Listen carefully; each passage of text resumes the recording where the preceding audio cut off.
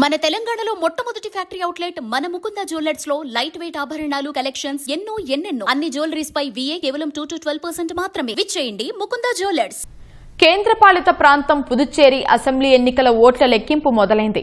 మొత్తం 6 కౌంటింగ్ కేంద్రాల్లో ఓట్ల లెక్కింపు జరుగుతోంది.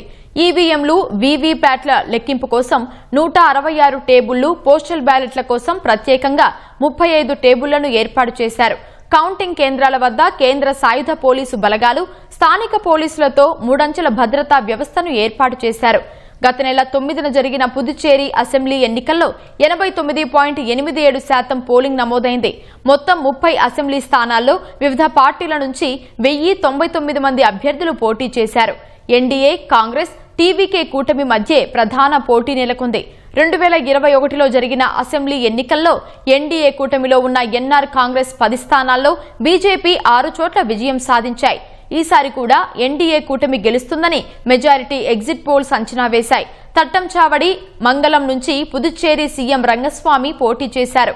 పుదుచ్చేరి అసెంబ్లీలో 30 స్థానాలు ఉండగా ప్రభుత్వ ఏర్పాటుకు 16 సీట్లు అవసరం.